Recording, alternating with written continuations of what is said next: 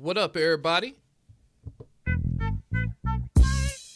It's your boy Avil did it back with another one.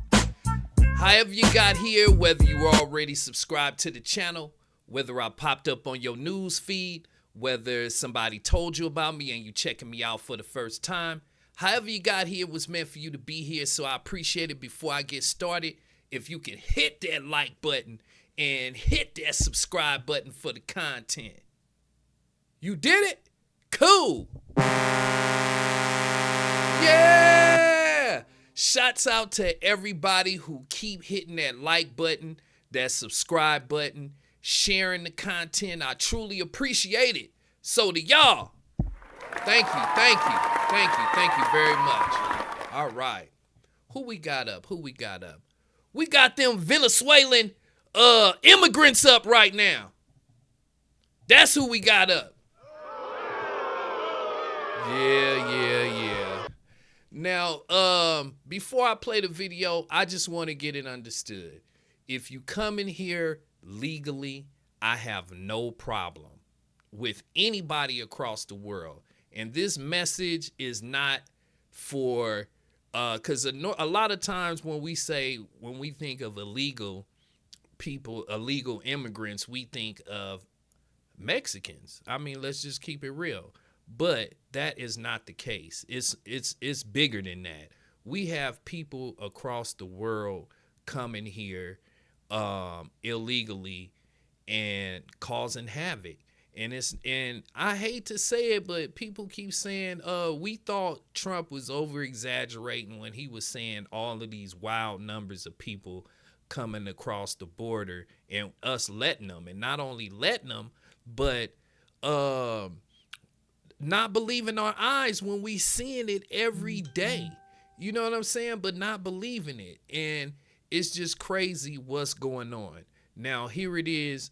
If y'all don't know, well, in Chicago last night, there was a shootout between the Venezuelans and the Chicago black gangs.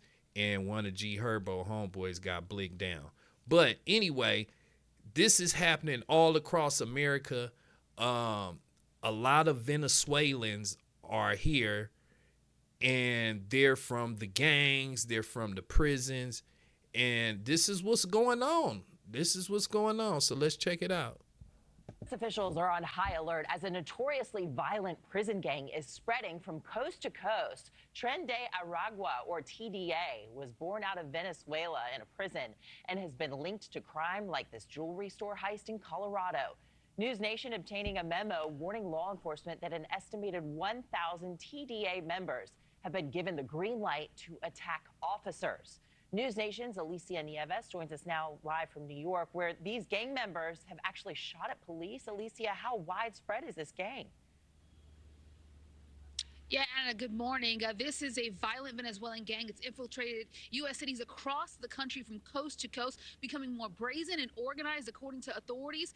In just the last 2 months, we have had at least 3 major incidents on the West Coast and here back on the East Coast. Y'all hear that? From the west to the east, they all over, from Denver, New York, Chicago. You know, they everywhere, and it's a takeover.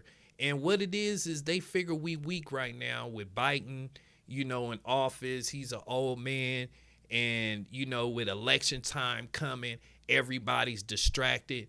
But to me, this is one of the biggest things right now that's going on. And I think this is one of the things that might get Trump elected, because we have to admit, when Trump was in office, man, I had homeboys I've been knowing all my life that was scared to come outside because they didn't have the right papers. Y'all know it's true. Let's continue.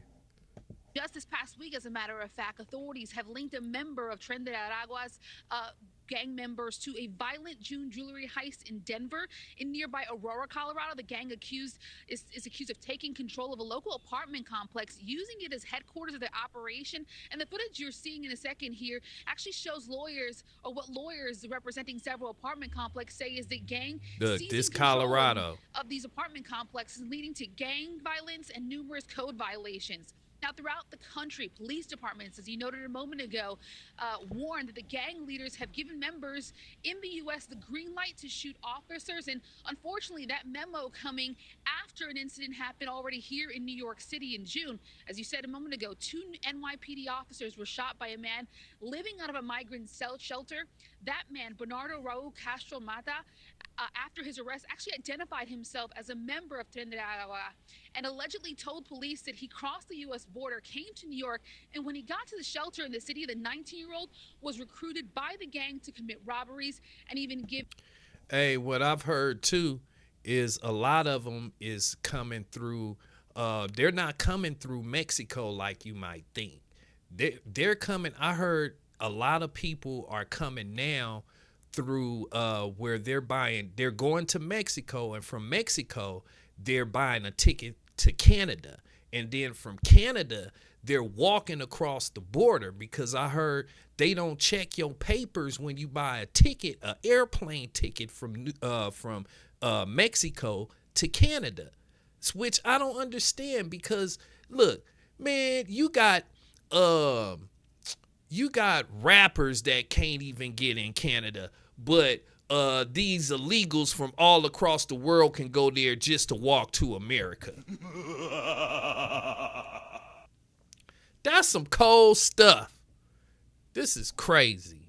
Given a gun. Now, Castro Mata also told investigators that gang leaders actually have been instructing a lot of their members here in the U.S., especially here in New York City, to bring guns into shelters, and they're able to do so relatively easily by utilizing food delivery services, because food is not scanned through the security system at these shelters. So this is obviously a growing concern, not only here in New York City, but again, across the country, from the West Coast to the East Coast. We do know federal agencies are on this and trying to work with local officials to curb this growing gang activity. Yeah. And y'all remember just like a week or so ago, where the lady took a picture of the Venezuelan lady who was living, I think, in New York, and she had a ticket where she left her, you know how you get the receipt from when you get your food stamps? Man, she had like $4,000 in food stamps on her ticket and $5,000 cash. And she was getting something like $10,000 a month. And it's like, come on now. What? Yeah. And it's like us, you know, as Black Americans, we can't get ish unless we work hard for it. And it's crazy because we can't go nowhere in the world without our papers. If you do, you going to jail immediately. And here it is, we giving them money, food, shelter, and they still robbing us. And you know what they do with their money? They take their money back to their country. You see what they said? The gangs are instructing them to do this.